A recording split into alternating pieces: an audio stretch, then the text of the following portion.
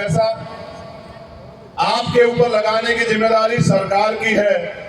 इसी की वजह से सरकार के विधायकों और एमपी को तनख्वाह मिलती है। ये जो सरकारी कर्मचारी, इनको तनख्वाह आपके टैक्स से मिलती है। सब कुछ आपकी मेहनत की कमाई से होता है, लेकिन आपकी मेहनत की कमाई आपके हिस्से में क्यों नहीं आती? उसका एकमात्र कारण ये है कि आज जो लोग सरकारों में बैठे हैं, उन्होंने आपको कठपुतली समझ लिया है, गुलाम। उनको लगता है ये गुलाम है और गुलाम हमसे आजाद नहीं होंगे। और मेरा ये काम है चंद्रशेखर आजाद का कि इस गुलामी से आपको आजाद कराऊं। आपको ये बताऊं कि आप अपनी वोट के जरिए ताकतवर हो सकते हैं। ये लोकतंत्र है, दो धारी तलवार है वोट। अगर आपने हमें दी तो आपकी जिंदगी बदलेगी, आपकी समस्याओं का हल होगा। और जिनको देते आ रहे अगर उनको दी तो फिर आपके साथ नई समस्या खड़ी होगी। इसलिए मैं आपसे कहता हूं, कहते जिनका दल नहीं होता उनके पास बल नहीं होता, और जिनके पास बल नहीं होता उनकी समस्याओं का हल नहीं होता। मैंने पूरे मध्य प्रदेश, राजस्थान में कहा, मैं पढ़ा लिखा वकील हूं, आपसे भी कह रहा हूं। 3.5 पौने 4 साल जेल काट के आया। देश की जो सबसे बड़ी जेल है तिहाड़, वो 2 बार देख के आया। वहां से मास्टर की डिग्री करके आया। ये बात इसलिए कह रहा हूं, आपकी जो समस्या है, एक समस्या छोड़ के जो नहीं कर सकता हूं, मरे हुए आदमी को जिंदा करना, ये काम नहीं कर सकता हूं। बस इसकी ताकत नहीं है, लेकिन आप अपनी सारी समस्याओं का लिफाफा बना के मुझसे दे दो, और फिर मेरे हिसाब से जो काम बता रहा हूं वो करना।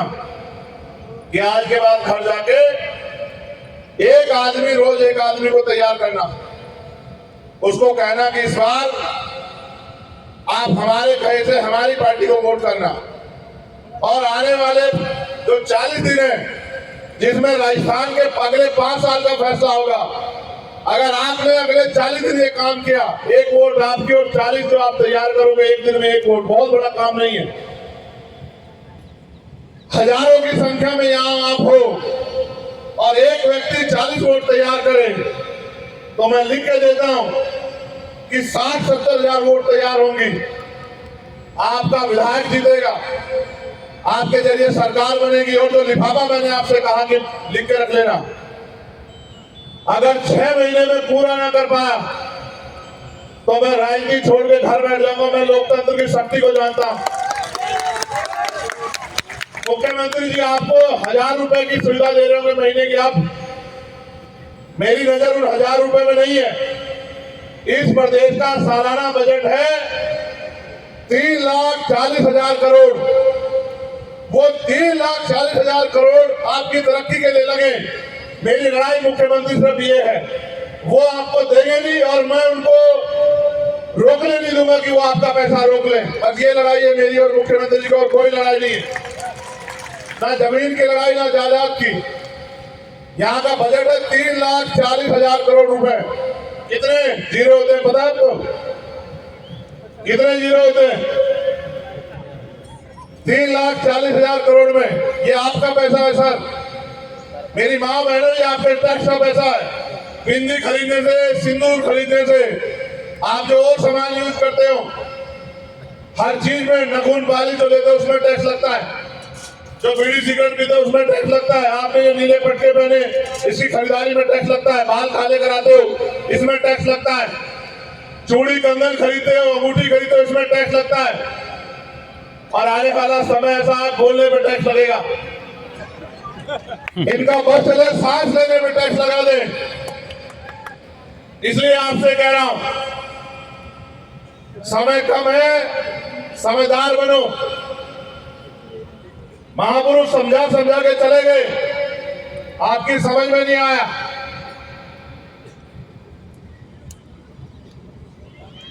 मेरे जैसे पता नहीं कितने आएंगे और चले जाएंगे। अगर आप नहीं खड़े हुए तो कुछ नहीं बदलेगा। अगर वास्तविकता में आप मुझसे प्यार करते हो, वास्तविकता में आप चाहते हो आपकी जिंदगी बदले, तो ये लोकतंत्र है। यहाँ हैसियत जो है वो वोट से तय होती है। इस बार आप आजाद समाज पार्टी को केंद्रीय निशान पे वोट करना। कौन से निशान पे? जोर से बताओ। पुलिस के लोग बहुत अच्छा काम करते हैं प्रचार का। इतनी जोर से बताओ कि इनको पता लगे। क्या निशान है? क्या निशान है? अभी सर्दी भी आने वाली है ना, आपको केतली की जरूरत भी पड़ेगी। सुबह उठते बिस्तर से चाय मांगोगे आप लोग आगे की लड़ाई लड़ने के लिए। इसलिए आपसे कहूंगा, शिक्षा का बाजारीकरण सबसे ज्यादा कोटा में हो रहा है। आप समझते हैं संविधान कहता है कि हर व्यक्ति को शिक्षा मिलनी चाहिए, लेकिन ताकतवर लोगों ने, पैसेवान लोगों ने, और आज चेक कराना बहुत सारे मंत्री विधायक शामिल होंगे, बड़े बड़े कोचिंग सेंटर बना दिए। गरीब का बच्चा घुस सकता है क्या उसमें? तो वो कोचिंग सेंटर गरीबों के हैं क्या? तो अमीरों के कोचिंग सेंटर में हमें क्या लेना देना? इसलिए आपसे कह रहा हूं,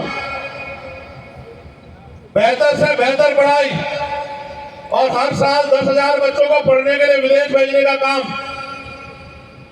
बेहतर से बेहतर इलाज जैसे अधिकारी, कर्मचारी और नेता को मिलता है मुफ्त इलाज, आपके लिए। मैंने आपसे कहा, पॉलिटिक्स द मास्टर की राजनीतिक सत्ता वो सुनहरी चाबी है जो आपकी सारी समस्याओं को हल कर देगी। आपको किसी के हाथ नहीं फैलाना पड़ेगा, लेकिन ये तभी संभव होगा जब आप अपनी तैयारी करोगे, मेहनत करोगे। मैं आप सबका धन्यवाद करता हूं। आप एक एक पैसा जुटा के आए और कई घंटों से यहाँ बैठे हो, और जिनकी वजह से आप और मैं मिल पाए, मैं अपने सभी साथियों का कोटा संभाग के, हमारे तमाम नेताओं का, छोटे बड़े तमाम पदाधिकारियों का, सबका धन्यवाद करता हूं। मगर उनको ये संदेश के रूप में भी कहना चाहता हूं, और आपको भी कह रहा हूं, अगले 5 साल अगर अन्याय हुआ तो उसके जिम्मेदार आप सब लोग होंगे। मुझसे मत कहना आपकी गलती की वजह से होगा। अगर आपने हमें ताकत नहीं दी और यही लोग कुर्सी में आके बैठे, तो याद रखना होगा।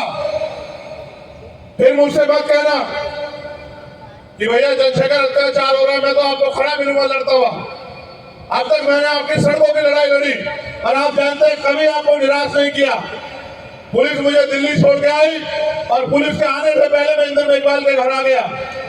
ये बात मैं इसलिए बता रहा हूं क्योंकि मेरे ऊपर अभी गोली चली। मैं आपका वो खून हूं जो सीबीआई, ईडी, इनकम टैक्स से नहीं डरता है, जो एनआईए झूठे मुकदमे और जेल से नहीं डरता है, जो जान की परवाह नहीं करता है। इसलिए कह रहा हूं, अगर आप चूके तो जो अन्याय अत्याचार राजस्थान में होगा उसके जिम्मेदार आप लोग होंगे। मुझसे मत कहना। और अगर आप लोगों ने साथ दिया तो मेरी बात को गांठ बांध के जाना कि किसी सामंत की हिम्मत नहीं पड़ेगी किसी गरीब की बच्ची की तरफ आंख उठा के देखने। मेरा वचन है आप लोग। और अगर देख लिया तो वो कानूनी इलाज किया जाएगा कि उनकी माता जी ये कहेंगी कि दोबारा ऐसी गलती मत करना कोई भी। इसकी गारंटी आपको दे रहा हूं। इसलिए आपसे कह रहा हूं कि अपनी ताकत को समझो। चलो मेरे साथ एक बार खड़े हो जाओ सब लोग, और मेरे साथ एक शपथ कराओ। हाथ ऐसे सामने करो। हमारे तमाम छोटे बड़े नेता सब ऐसे हाथ सामने करो। हमारी माएं बहनें ऐसे हाथ सामने करो।